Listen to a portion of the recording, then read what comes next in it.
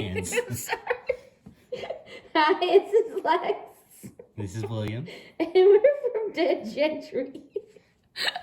I messed up the previous recording. That's why I'm laughing. So this is costume jewelry. How to tell Good versus bad, fake versus real. right. As Well, far as all that costume goes. jewelry is Yes. faux jewelry in a sense, but exactly like how to tell valuable designer high-end costume jewelry from really cheapo, faked Plastic or machine ish, pieces, stuff that's really not valuable. So we can, if you want, start with the pearls. So you were saying you can't tell the difference. So I'm more of a novice than Lex here at pearls. So the premise is you have a real set of pearls, two costume pearls, but one is really bad and one is good costume jewelry. Right. So there's a genuine, authentic, fine jewelry set of authentic, real pearls there, and then there's a high-end designer, high quality costume jewelry set, and then a very cheap and expensive gross set that's pretty much worth nothing. So with my naked eye about a foot away, I literally can't tell very much, and so I'm gonna say Hi, puppy. You're being very pushy. the real one is the white. Good guess. Now, why did you think that? Because pearls are white. Oh, okay. Well, that's not a good guess. Pearls come in a lot of I wouldn't use that as a method of criteria. They're pearlescent. Honestly, they look more lustery, like a pearl does. Like exactly. So you kind of know the luster of an authentic versus a false pearl. Right. So fair enough. But they do come in a lot of different colors. I don't want to confuse people. Please do not pass up authentic black sea pearls. Absolutely because you heard William say because they're white. You just see most pearls being But you're white. completely correct. This is the real set. So you got it right. Awesome. So go you. He really didn't know before we started here. No. I just put my hand in the shot again. It happens. I look like I have weird pointy fingers at this angle for some reason with my appraiser's gloves. So another way to tell is if you're looking just at these three, if you immediately look at the clasps on the three different pieces here. Yeah. Hold on. Here, you pick up some, I'll pick up some. Hard. It's hard because we're trying to work from two different sides of a table. So here's the clasp on the authentic set. See how beautiful that is? Yeah. The attention to detail, the actual, I think these are lab grown, but these are authentic in the clasp. And then if you the quality of all of it just looks much better. Yeah. So I'm gonna guess this is the cheaper kind of lesser version of the costume jewelry. And you're right. And now you know because you looked at the clasp. Particularly because the clasp looks like something, no offense to Michael's, but it's something you get at Michael's for exactly, right? So here's the higher end designer. You can show them that. Yeah, these are better design, better looking. Just by looking at the clasps of all three, he was able to then correctly identify this clasp real is sturdier, pearls, false pearls, stronger looking, and which one was designer high-end costume jewelry and which one wasn't. Another way, if you look, you see how the really cheap, it's strung on nylon. Right. You see that? Or not even nylon. This is like fisherman's line or something.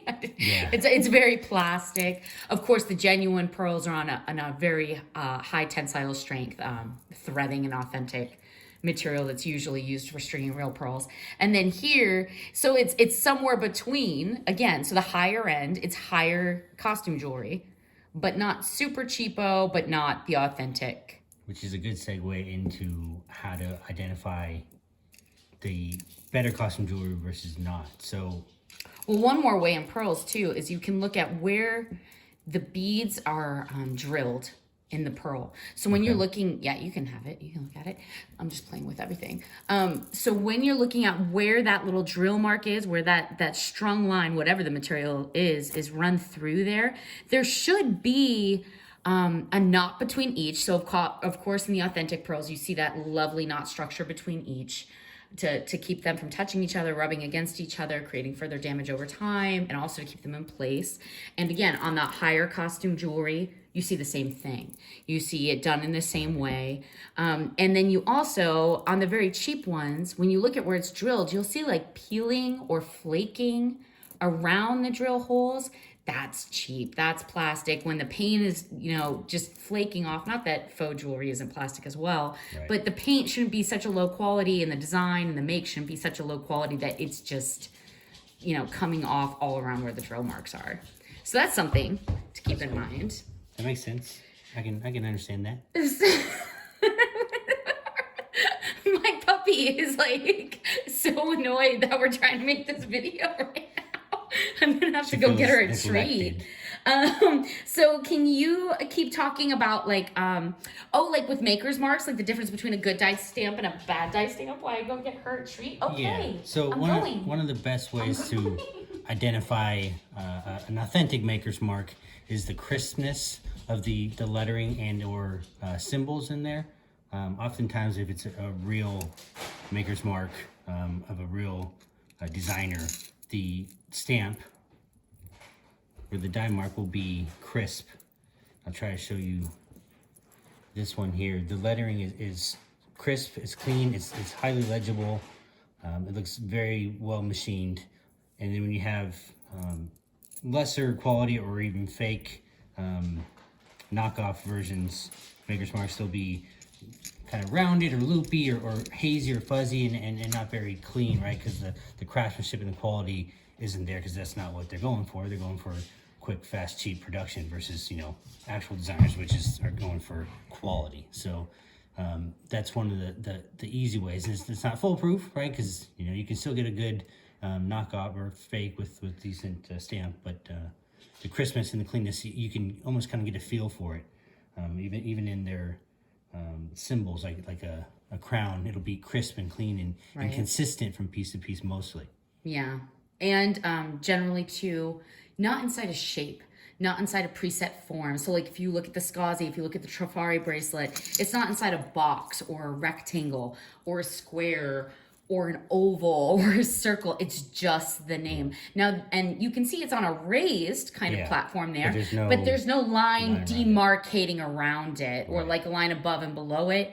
That can often be a sign of a faked stamp, and there are a lot of them, especially with the, like, this is an $160 to a $200 bracelet. People are going to want to fake that stamp. Right. So that's something to keep an eye out for. That's one of the ways you can tell, usually, between a fake stamp and a real stamp very quickly. If it's got a shape around it, you're already headed towards probably cheapo fake land. Right. And obviously not all costume jewelry will have maker's marks or stamps. That's true as well. Don't assume it's not valuable if there's no signature or stamp.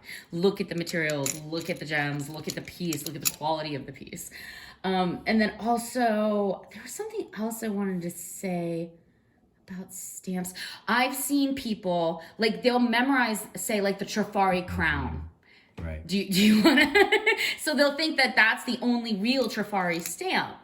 And then they'll walk away from real Trifari pieces. And I think sometimes people fail to recognize or realize that designers will change their stamps over time. So if you've memorized only one stamp for, say, one specific maker, and you think that's the only stamp that's authentic to them, you could be entirely wrong. You need to know all their stamps over time. Sometimes their stamps change depending on the line, the collection, the season, who they're working with. All sorts of reasons. And this is a good example of that. I mean, this is a Trifari piece. The stamp is really small, so it might be hard to read. But The Trifari ones on the clasps generally are, especially that's a much older piece. And there is no crown on this one. So you might think, well, no, there's a crown. Oh, there is. You can barely see it. You need a loop. Right. So the crown is actually over the T in the signature of Trifari on that piece. Wow. It is so tiny that, see, with the naked eye, you can't see it, or maybe you see a dot and you assume it's just a scuff or something. But if you look at it under a loop, you will see the Trifari crown. But to your point, it might not always be there, and that doesn't mean it's not a Trifari. I just love that you just totally exampled, get a loop, get a magnifier. That's exactly what I was doing, honestly. Because that's what will happen, you know? Or someone will think, oh, it's supposed to be the Trifari crown. I looked at it with my loop. It doesn't have the crown, therefore it's not real. Right. That's not true. There are tons of Trifari pieces without crowns, made in different ways. So think about that. I just don't walk away from something because it's not the mark you expect from that designer, unless you've memorized all their marks or really have a feel for that designer. Which would be challenging because there's a lot of them. That's true. Even for a single sign. Well, people get pretty good at it. And I mean, I don't know. When you look at them enough, you really do kind of start to, it's almost like a photo memory thing. You get pretty good at remembering, oh yeah, like that's a Sarah Collins, and I kind of know that Sarah Collins is more modern, a little bit lower end of a higher end quality. So because it's more modern, her stamp isn't great. But you can get a feel for it. I don't know. You can remember them over time. But the point is, don't assume that just because you don't know the mark, that it's not real. Right. Take the time to go find it, or at least look it up, do some research, get the history on it.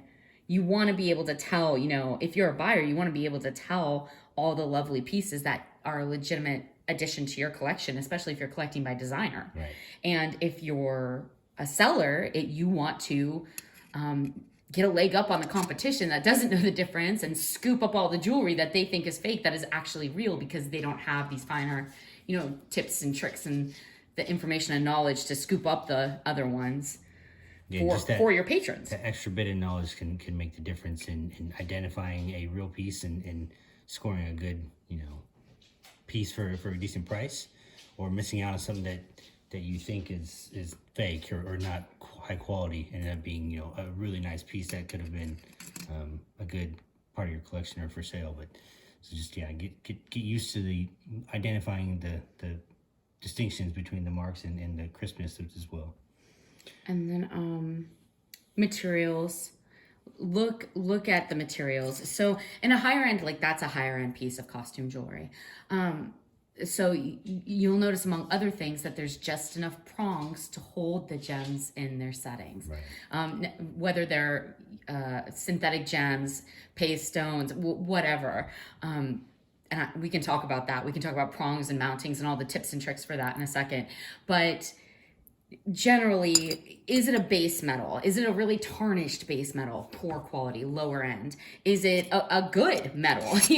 That's a higher end piece of designer costume jewelry. It's going to be worth more. It's going to be more valuable. Look for things like Austrian and German crystals, Swarovski crystals, versus cheap glass, just cheap colored paste stones, even hard plastics and synthetics like that.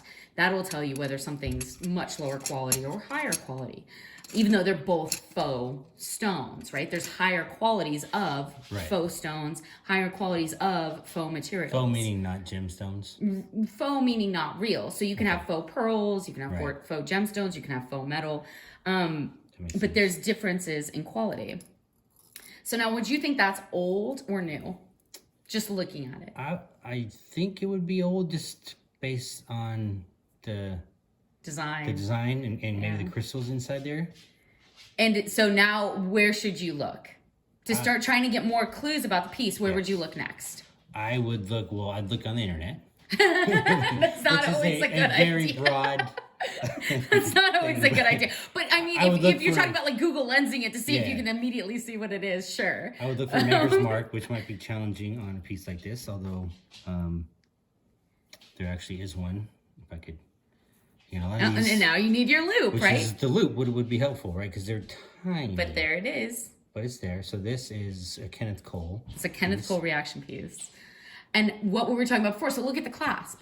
Do you think that's high end and older and vintage, or kind of low end? It's kind of low end. Right. It's not Tiffany's. Right. And so the clasp, you can tell the base metal on the clasp was already starting to go. Right. It's not a finer clasp. It's not as cheap as, say, the one we were looking at on the very cheap pearls. Right. But it's clearly a more modern piece. It's made to look older. It's not a bad piece, and it is resellable. It is costume jewelry. It is Kenneth Cole. But it's not super vintage. It's not worth a ton. And those are all subtle clues that you can look for. And then again, the materials. If you were looking at these, they're not Swarovski crystal. They're not Austrian crystal. They're not lab grown anything. And the cuts aren't that great on them. They're nicer than what you would see on fake plastic, dime store stuff, obviously, because it is a designer. But they're glass. They're glass with a simple cut, and you could easily see that through a loop. Okay. So you could get a sense of those sorts of things. Lesser quality costume jewelry piece is going to have, cheaper plastics, cheaper glass, cheaper, even the design styles of the stones. So kind of like what I was saying there, some stones have nicer cuts, even if it's a false material. That means someone had attention to detail and took the time to do a really nice, cushion cut on the gem, or a princess cut on the gem, or a marquee cut on the gem, usually signifiers of a higher quality piece of costume jewelry. Makes sense. Yeah. Versus kind of a box cut or whatever. Yeah, the kind of real cheap, stuff. just laser and plastic. Not a lot of trying to refract the light as beautifully as it can be. And forgive me, I don't think box cut is an official cut term, but Well, there's square cut and there's rectangle. Okay. And yeah, they're a little easier, but you can see those on fine gems too, even an emerald cut. Right. You can see that on a fine gem. But you can kind of get a feel for like machined cheap glass and the way it's cut versus a designer who's taking the time to do a marquee cut or a pear cut into a piece of Austrian crystal. So that's something to look for. Higher end cuts, usually a higher end piece. And again, with like faux pearls, if it's flaking really badly, clearly that's lower end. Right. You don't want to think about that. If you're dealing with brooches, pins, you can get a sense of good clasps, good pins that can help you date a piece, but it could also tell you how valuable a piece might be versus, covered backs that don't allow light through gems, usually cheaper. What else? So there's something to do with the prongs and gluing as well, right? You can, if there's pieces are visibly glued, you can try and spot that, but you also if there's glue, with a UV don't light. buy it. Right. Yeah. So very cheap, very low end costume jewelry glue. This one's cool. So would you say modern or old? Just looking at it. I'd say, old-ish. Really? I Take think, a minute to look at it. Yeah, I mean, you're right. The front looks old. I think the back reminds me of a vintage watch with the band style, the expanded. Look at the hinge, and then tell me if you think it's old. No, that's modern. See that's the tiny modern. little spring hinges. Yep. Very modern. So again, you're right. So it's being styled to look like a vintage ring watch. Right.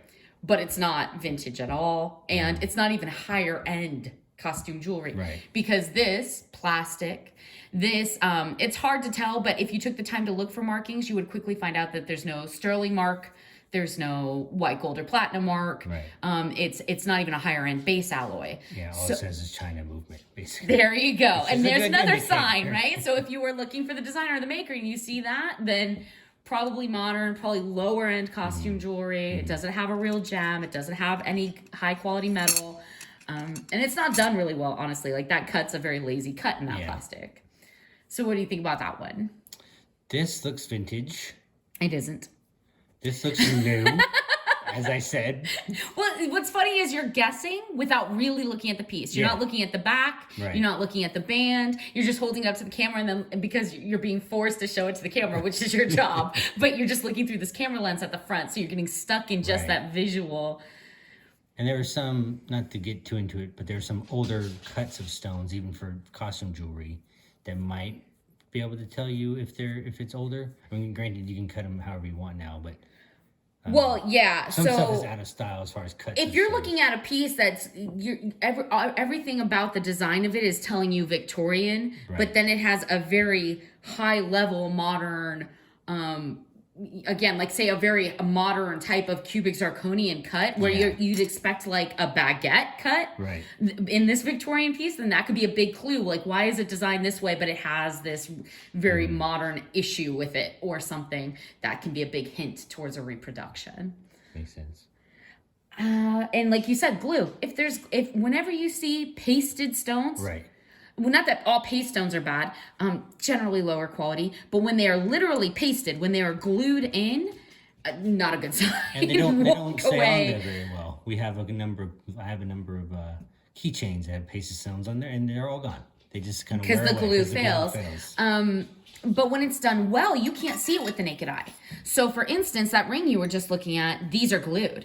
Okay.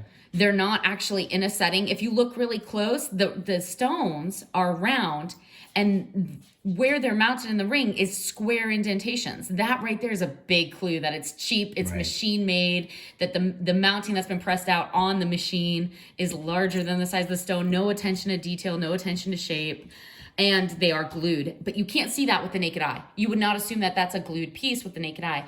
If you have a blacklight, get a blacklight pen. That will show you where changes have been made to a piece where things have been glued in. It'll show you that it's a lower quality. If someone's glued a maker's mark onto something, you will not be able to see it with the naked eye necessarily, but with a little black light, it will fluoresce. The glue like glows. Okay. So it can really be helpful whether you're at a thrift store, you're at an antique shop, you're at a dealer, you're at, I don't know, a flea market. Your little black light pen is really going to help you tell good costume jewelry from bad costume jewelry very quickly. And it could be discreet. You don't have to, you just kind of shine in there and look. And yeah, one of the problems with the loop that I've noticed is if you are trying to get a deal. Right. With someone, maybe there's no other customers or patrons in the shop, and you start pulling out your loop, and they thought that was a dollar piece of merchandise, and then you're like, oh, okay, I want it now that I've looked very closely at it and inspected. That price has a way of going up. Yeah, don't let them see the loop. Yeah, so I mean, well, but again, if you are buying high-end jewelry, they should have no problem with you taking out a loop, handing you their loop, or letting you inspect or look at it for as long as you want in any way that you want, and the price should never change. Because if it's worth what it's worth, it won't matter, and they won't care. But, you know, if you're dealing with, say, like a lower-end thrift store, the price might go up. So we should probably talk about soldering. So when it comes to mountings of stones, that's another way to tell high-end costume jewelry from low-end costume jewelry generally. And this is something you can get a feel for by watching some YouTube videos. And I'll try to link some videos on like what dye stamping, what that process looks like, and what soldering looks like. Because higher-end costume pieces should be soldered. You should be able to see that on the piece. It shouldn't be just machine pressed, glued, any of those really cheap mounting styles that are just done for mass production. Now this, to my untrained eye, looks pressed or mounted and not soldered. Sure. So that's, you know, and you can see that with how the rings connect to the top part. It's not, you won't see the welding or soldering marks or indicators that you would see on a melted piece of metal. And if you have prongs can be a great way to tell if something's more or less valuable. So take the time to look at the prongs. Thin, small, short prongs, yes. Prongs that are clearly have been designed to let the light through, to express the facades and the different faces of the stone cuts as much as possible. Like you want as little metal hindering the beauty of the stone. This is a pretty good example of that. It has a lot of stones, right? And you see the prongs are pretty narrow. They're kind of blend out, so you don't see them unless they do all the light into the blues. Exactly. So elegantly thin, and also just enough prongs to hold a piece. So if you see, even around the bigger stones, 4 prongs in the right place. If it had 6 prongs, if it had 8 prongs, and 4 or 2 of those prongs aren't really serving a purpose, probably lower end, lower quality. That speaks to carelessness, lack of attention to detail, all those things that you get used to looking at. It's just higher end pieces, they cared about the design. And when you start looking at these details, you can tell when someone's cared about the design versus something that's lower quality where they haven't cared. Makes sense. So, and a piece like this that's just metal, right? There's no stones or anything. What would be your? You need to get a best feel advice? for the quality of the metal. Quality metal, the materials used there. And helps. so look for metal marks to tell you what the materials are. Look at the quality of the metal. On that one, there is a maker's mark. Right. Once you find that maker's mark, you're going to know it's a piece of costume jewelry. It's Avon. It's a beautiful piece of Avon. I actually like a lot of the Avon's pieces because they're not trying to fake gold and platinum. They're just trying to be beautiful pieces of costume jewelry, which they do very well. So you could check for that. But again, so with like, if you have prongs, if it's too tall, too thick, too chunky, cheapo, walk away. You really want, to take the time to know these things about mountings and soldering and looking for the quality of a prong in a setting. Because that's what's going to let you, if you're sourcing, get the best possible pieces for your patrons. Do we have an example of a bad prong in here? I don't know. I mean, this one isn't that great, Yeah, honestly. it's a little big. They're tall. They're too tall for the stone. you That's can see actually from a the profile. design choice on that piece Yeah. by that designer. That's a better piece of costume jewelry. That's almost getting into the realm. If those were semi-precious stones, that would be a piece of fine jewelry. So that kind of, I think, helps the point of you can't just rely on one tip or identifier. That's right? true. Because if there's somewhat larger prongs, but it has, I don't know, like SCSI as the maker's mark, you'd be like, oh, that's a cheap piece of costume jewelry, because it's probably not, right? Because SCSI is a good maker or a designer, and it could have other attributes that mean that it's a quality piece. So Yeah, just but on one a of these- SCSI piece, you will never see a bad prong. right. Well, that makes sense, right? I mean, that's like, But there as are an example. designers that maybe get a little lazy, but Right. he's not among them. But there are, use all these tips or tools if you can, because it's, it's identifying pieces that you need all these different tricks, so to speak. Very true. So like this is actually fine jewelry. This isn't costume jewelry at all. At ways you could tell this, if you got a gem tester, this is going to test, along the lines of, I believe, garnet. Even though the color's not as dark as a little more valuable with a darker garnet. Right. But still beautiful, symmetrical, flawless semi-precious stones or precious stones.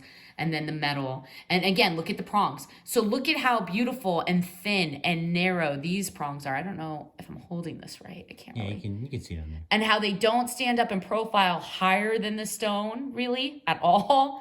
And that's because you want the stone to show through. And then if you flip it over, look at that back, right? So you'll notice see how it's cut away in the back so that the light shines through. Right. Real stones, good costume jewelry, false stones, you want as much light to get through. Someone's going to pay attention to that detail. If that was closed off in the back, you'd already be questioning if it was hard plastic, if it was cubic zirconia. Although cubic zirconia, a lot of the times you can have higher end pieces that are cubic, and they'll cut open the box. What do you think on that one? Modern, vintage, good, bad? I would say it's modern based on the clasp. Good guess. It seems like well, not guess. It's good knowledge. A modern functional clasp. I think it's decent. There is, again, not that the maker's mark is the only identifier, but there's one, you can't see it. Again, get a loop. It's extremely small. But yeah, I mean, the metal feels good. There's doesn't seem to be visible gluing. You can look at the see through the back. So exquisitely finely done too. So tiny. The detail at the clasp with the little pendant, every little stone set around the pendant. The clasp itself is very intricate. So this is actually like you push in and it has little clover around it, and then the handles come in at the sides. All those things speak to, you do not want this to fall off your wrist. These are diamonds. This is gold. So that's all something to be aware of, but that's fine jewelry. We're supposed to be talking about costume jewelry, high end versus costume jewelry, which low is, end. Again, but it's one of the helpful things in that, you see if you go to a thrift store and you see a stack of if you jewelry see like these this, in a thrift store and you don't buy them, I don't care who you are, I am going to be mad at you.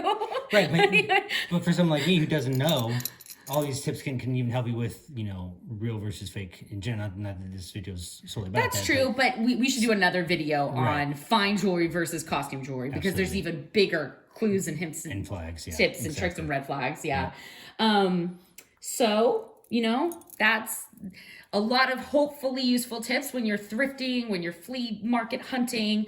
Get yourself a loop, get yourself a little black light, a little pen light. It's really going to help. Don't get taken advantage of. Know what you're looking for. And maybe you're already buying the piece and you're just trying to decide whether or not you're selling it for $15 or $150. This is how you're going to tell the difference between that. And don't assume because it's priced high that it's good, or priced low that it's bad. Bad, exactly. I mean, the amount of times I see people make mistakes, it's amazing. I've gotten, handmade oil paintings for $5 because someone thought it was a fake because it looked too good. Yeah, someone might throw away a Picasso because they don't like the style. Right, exactly. And feel free to stop by our shop, our little Etsy store. If you like the video, if it was helpful, please, just tap that cute little button that like says button. Make more videos. We appreciate you. Rate, like, and subscribe. And then if you ever have questions, if you have a specific question that you think maybe we can help you with, or you just want some help researching something, or you have a video suggestion, like you'd like us to make a video on like Trifari specifically in costume jewelry or some other vintage object. We love doing this. So go ahead and go to Facebook or go to the Etsy shop, message us. We love your suggestions and we'd love to help if you need help researching something. As much as we can. Right. If you need it insured, that's another process. But we are not licensed appraisers. Yeah, I'm not doing that right now. I have too many businesses. Thank you so much, guys. We'll make another video for you soon. Thank you, everybody.